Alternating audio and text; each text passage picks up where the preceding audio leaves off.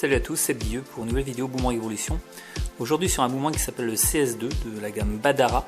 Badara donc qui est un partenaire brésilien. Donc c'est un boomerang de petite taille, de forme classique on va dire, qui se rapproche des boomerangs aborigènes.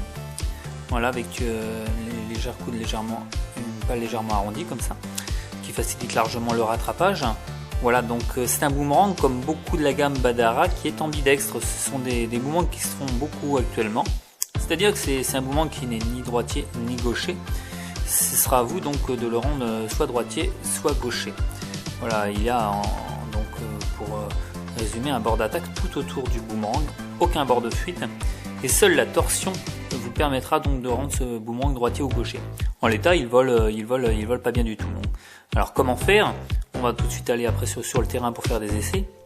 C'est très simple, tout est indiqué au dos, donc là j'essaie de vous montrer un petit peu au soleil. Voilà, donc c'est clairement marqué donc pour droitier ou pour gaucher. Comment le tordre? Voilà, ici notamment. Hop. Voilà, qu'on soit droitier ou gaucher.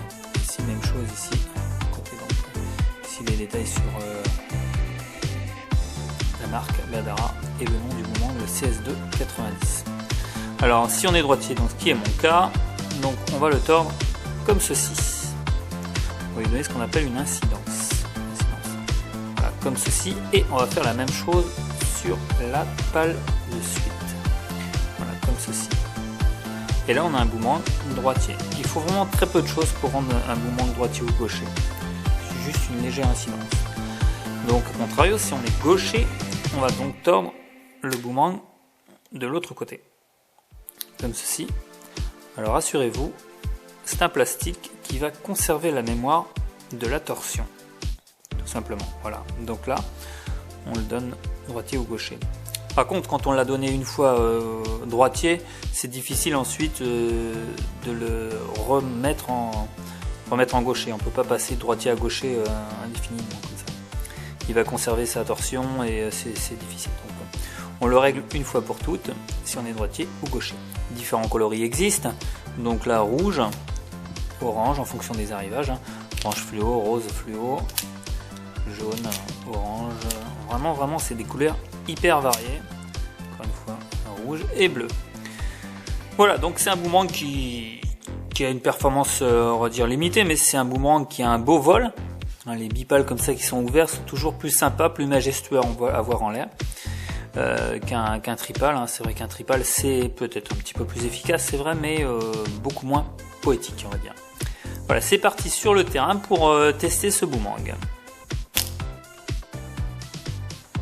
Salut à tous, aujourd'hui test d'un boomerang assez récent dans la gamme Boomerang Evolution de chez Badara Boomerang, donc constructeur brésilien.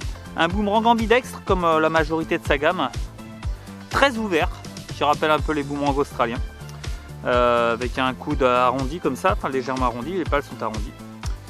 Donc qui dit ambidextre, qui dit réglage, hein, donc il va falloir lui donner une incidence selon que vous êtes droitier ou gaucher.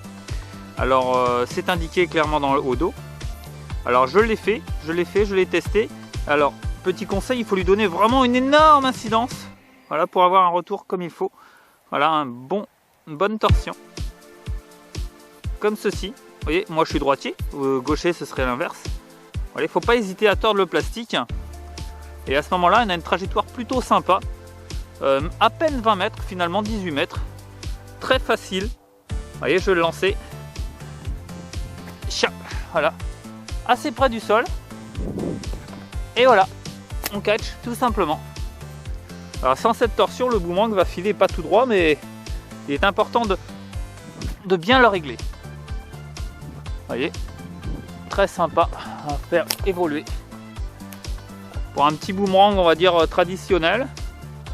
Là, je dirais qu'il va même à 15 mètres carrément, hein, donc vraiment sympa pour débuter. Hein. Et c'est vrai que les bipales sont toujours plus sympas à regarder que les tripales.